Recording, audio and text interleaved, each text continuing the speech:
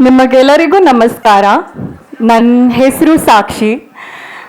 Today I'm here to share my story, a journey of from feeling like an outsider to finding strength in adversity.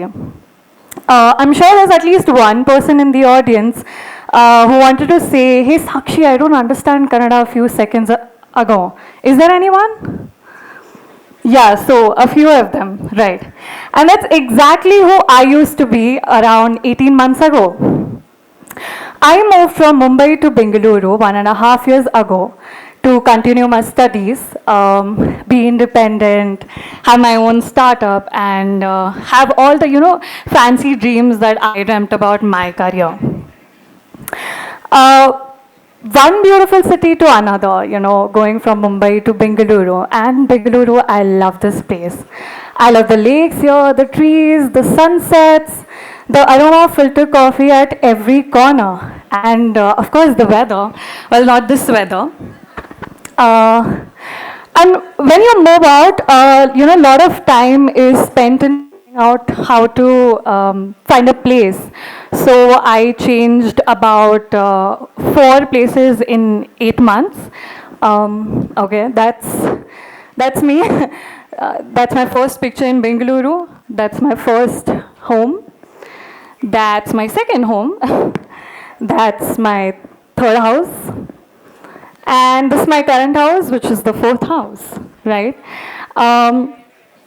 A lot of time was also spent figuring out how to cook. I did not know how to cook, how to handle my expenses, all of that. And major chunk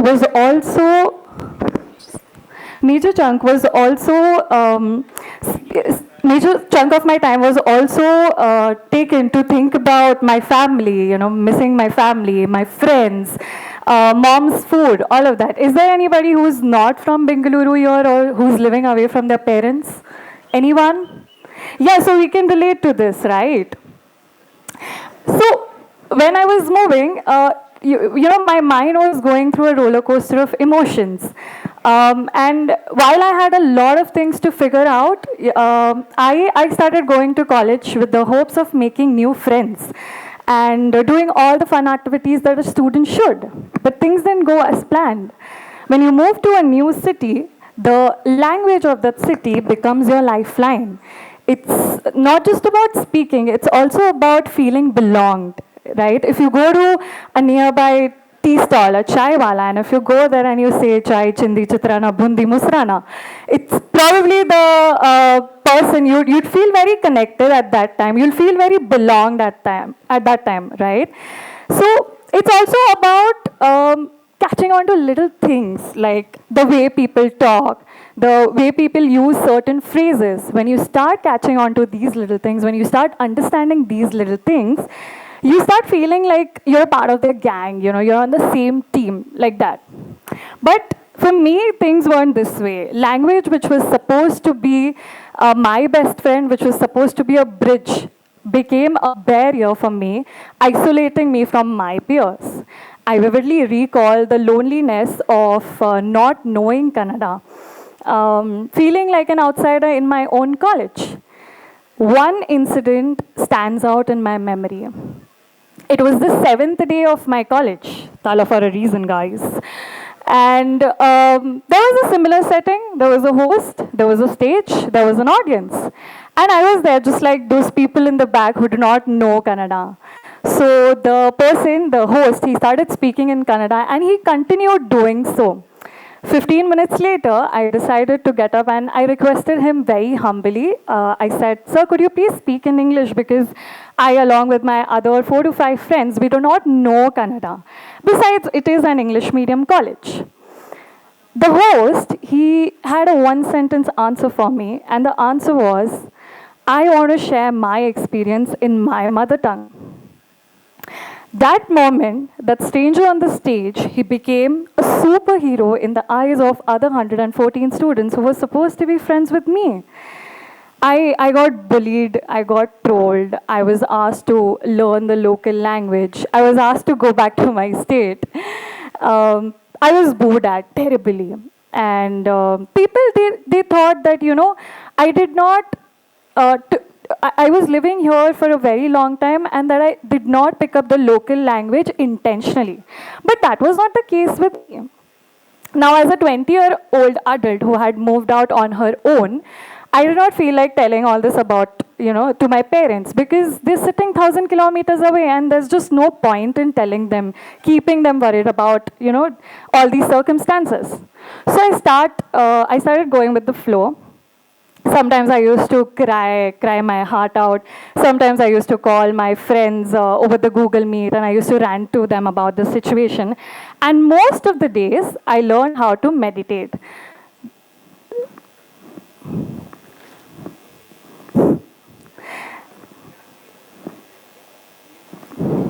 Anyway, yep, that's me meditating. That's me in my college. That was the first day of my college. I was very excited. And that's me meditating. Yeah. So, and I just stopped, I stopped doing everything. I started simply focusing on myself. At one point, I took up a job. That's my first job as an engineering student. That was me in my second year. And that is somewhere where I used to sit. That's my first day at my work, right? But problems, they don't go on a long vacation, right? They do come back. So my problems, they came back. I was asked to go to college again. I started doing that, only to face the similar bullying situations which I had faced before.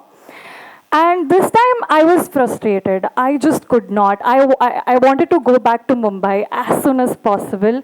I was very desperate about it, I was in Mumbai last week and I was traveling in an auto rickshaw with my parents, and while we were waiting at the signal, I was peeping outside the auto rickshaw and I was noticing how the buildings had changed. There were different colored buildings this time. There was this one stationery shop from where I used to buy pens all the time, and it's not there anymore. That one chart corner, which was like a one small shop, it had grown and it was now a block of shops, right? These changes, they were not known to me. I was not there when this happened. It was not gradual for me, it was sudden for me. And at that moment, I did not feel like I belonged there. Until I heard an elderly couple speaking in Gujarati. Gujarati is the local language of the people from Gujarat. Along with Hindi, Marathi, English, Gujarati is one of the highest spoken languages in Mumbai. And I have all friends are Gujarati. To top it off, I have spent 5 years of my life in a Gujarati institution.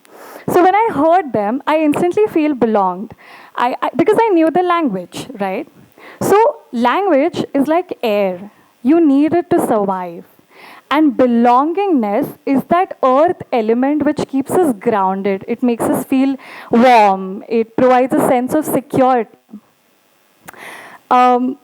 So fast forward to 3 months, like I said, my problems were back. I found myself crying in my apartment alone over a Zoom call. I just did not have friends.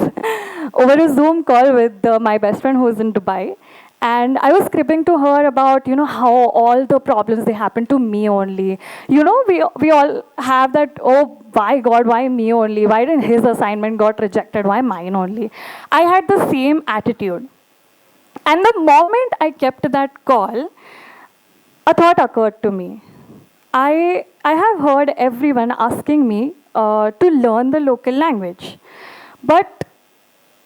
And I know why, the natives have a fear the local language might disappear due to migrants, which in my opinion is a fair concern, a very fair concern.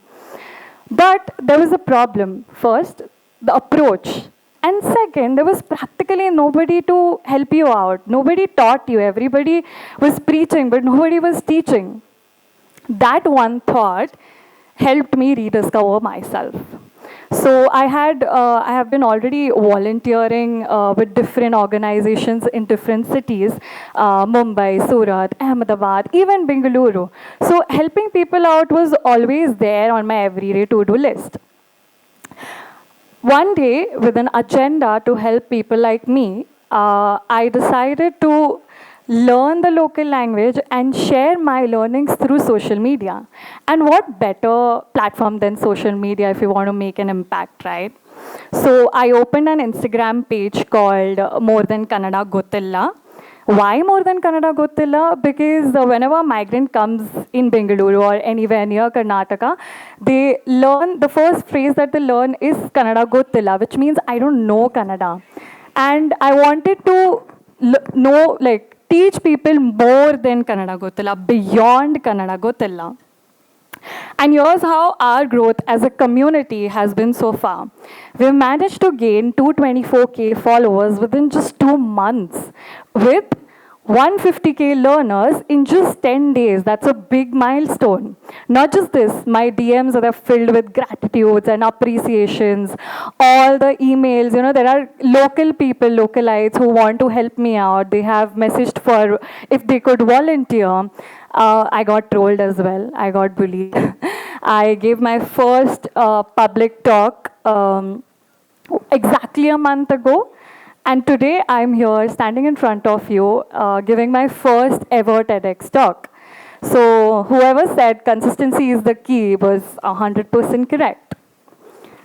That's me giving my first ever public talk, and that's me, the present me. And during this journey of finding my own strength and trying to make a change in such dire times, it would have not been possible if I hadn't met some lovely localites. And it would be an injustice if I don't mention their names. So this is my crew. These are my friends from my college. These are the only 4 friends that I have. That's Siddhartha, Srivatsa, Vishal, Jayant, and that's Rocky, Vishal's dog. People who recorded alongside me. That little girl is an 11-year-old Mahi. She is a migrant. She's from Indore. That is Shubham from Varanasi. He is a migrant. And this shows that migrants are willing to learn. They are willing to feel belonged, right? And I wouldn't lie. See, I am not ghee puri dosa or I'm not kesari bhat, even if I look like one today. I have my own set of trollers and bullies. But I don't see them disappearing anytime soon, and neither is my zeal to continue learning Kannada and sharing my learning with others. A person, probably a troller, this was posted on Reddit by a troller, okay? The person had no idea of as to why I needed a collaboration.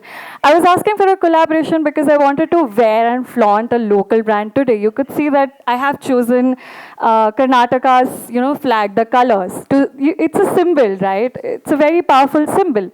And I was going through an accident at that time. I almost lost my left toe. So I was inconsistent, I did not post, and the person, without understanding, without even thinking twice, they made the absolute ridiculous assumptions and used ridiculous words.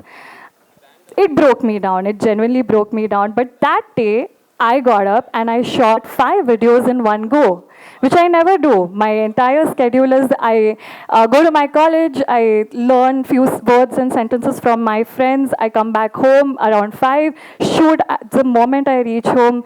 By 5:45, I complete all the edits, and by 6 p.m. sharp, I upload the video.